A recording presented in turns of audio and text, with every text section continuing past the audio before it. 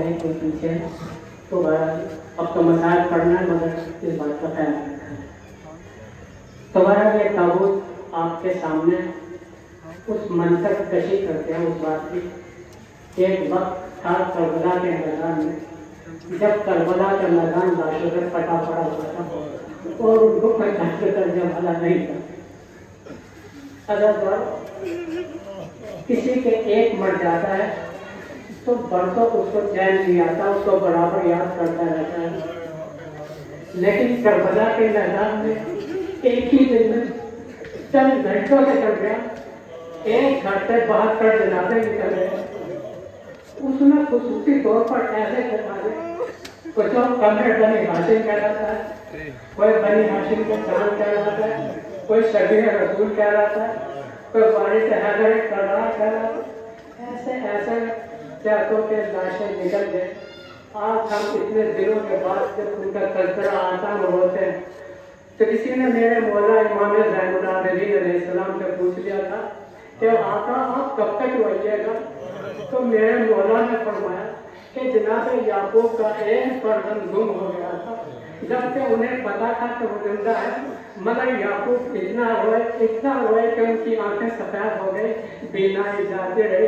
اگر میرے سامنے تو 18 بنی ہاشم ایسے شہید ہو گئے, کئی علی اکبر شہید ہو گئے, کہ قاسم شہید ہو گئے, کہ محمد شہید ہو گئے. عزاداروں اس لیے میرے مولا نے فرمایا جب تک میں زندہ رہوں گا برابر ہوتا رہوں گا. ہمارے آخری امام بھی یہ فرماتے ہیں اے کربلا کے شہیدوں, ہم اس وقت تک آپ کا آنسو بہاتے رہیں گے, آنسو نہ نکلے تو آنسو کے بدلے خون بہاتے رہیں گے, مگر آپ کا غم برابر مناتے رہیں گے. ہاں عزاداروں, شہیدان کربلا کا یہ شروع ہے.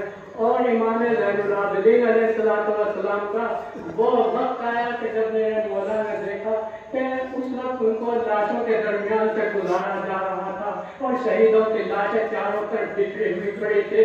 جب میرے مولا نے خصوصی طور پر اپنے بابا کی لاش کو دیکھا تو ایک مرتبہ جناب زینب فرماتے ہیں کہ میں نے دیکھا میرے بیٹے سید سجاد کی یہ حالت ہو گئی تھی کہ جیسے ابھی ان کی جان نکل جائے گی. تو میں نے کہا میرے بیٹا سید سجاد ابھی تو بہت منزل ہے, میں تمہیں ایسا دیکھ رہی ہوں کہ تمہاری جان نکلنے والی ہے.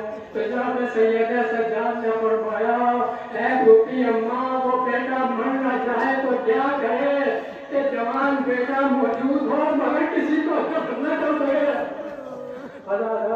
جیسے جناب زینب نے سنا تو ایک مرتبہ فرمایا میرے بیٹے سید سجاد صبر کرو. تو یہ عالم غیر معلمہ بول رہی ہے. انہوں نے فرمایا میرے بیٹے سید سجاد یہاں پر تمہاری ایسی قبریں بنے گی کہ جو زندگی پر قیامت تک, صبح قیامت تک رہتی رہیں گے اور تا قیامت انہیں کوئی مٹا نہ سکے گا, کوئی دشمن ان سے کسی طرح مٹا نہ سکے گا. ہمارا سلام ہے شہزادی زینب پر جنہوں نے کہہ دیا تھا ایسی قبریں بنے گی. آج کربلا کے میدان میں جا کر دیکھ لیجیے, یہی موسم ہے جہاں پر شہیدان کربلا کا چرم بنایا جا رہا ہے.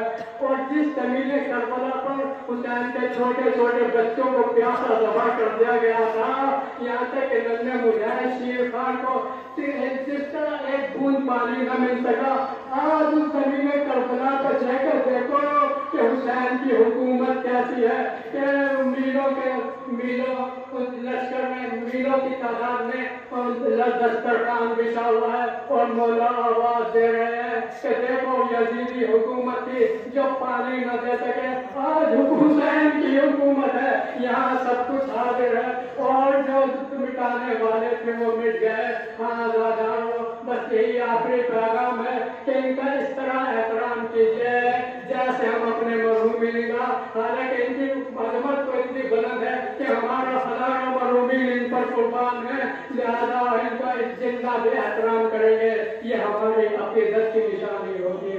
انا للہ